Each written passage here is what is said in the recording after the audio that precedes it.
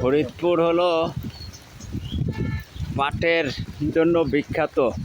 ফরিদপুর কুষ্টিয়া পাটের জন্য বিখ্যাত। এই যে পাট, বৃষ্টির দিনে মহিলারা কত কষ্ট করে পাট নিচ্ছে, এই জন্য বাংলাদেশকে সোনালী আঁশের দেশ বলা হয়। পাট নিচ্ছে, পাট, এই যে পাট পচাচ্ছে, পাট পচাইয়া এই যে পাট তুলছে, এগুলো হলো পাট আছে, আঁশ আছে এখনো। হ্যাঁ,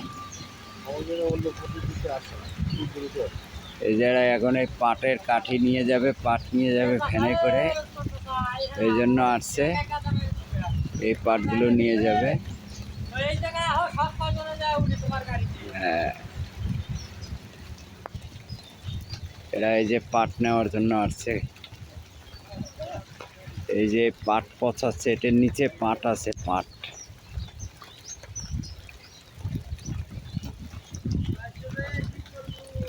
এই পাট এগুলো ছাড়ানো হয়েছে, এটা ছাড়াবেন মহিলারা। আচ্ছা ভাই, আপনারা যে ডেঙ্গাই তুলি ছাড়ান, হ্যাঁ, আচ্ছা এটা পানিতে দিতে আরো দ্রুত ছাড়ানো যাবে না? না ওটা পাট থাইকা যায়, পানিতে ছাড়াইলে খড়ির লগে পাট থাইকা যায়। কি বল? হ্যাঁ, অনেক খায়।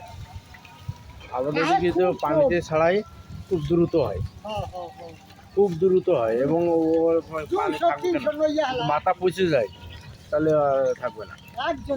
ঠিক আছে, একজনের নইয়া হালায়, ঠিক আছে, কিন্তু আর একটা কিষানের দাম 1000 টাকা।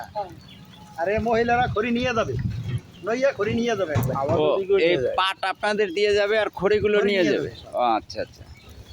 আমাদের দিকে নিয়ে যায়, কিন্তু এরপরে তাদেরকে মজুরি দিতে হবে না? না না, কোনো মজুরি নেই, কোনো মজুরি নেই। কোনো মজুরি নেই। এক করে খড়ির দাম 300 টাকা। 1 কুড়ি মানে এটা কিভাবে? এই এই দুই মোড়ায় একাডি খড়ি বাঁধবে, এই 2 মোড়া দিয়া আচ্ছা আচ্ছা। এক করে খড়ির দাম 300 টাকা।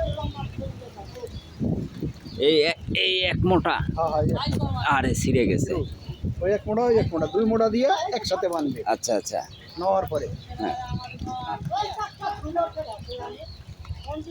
দেশের বাড়ি কোথায়? সাতক্ষীরা।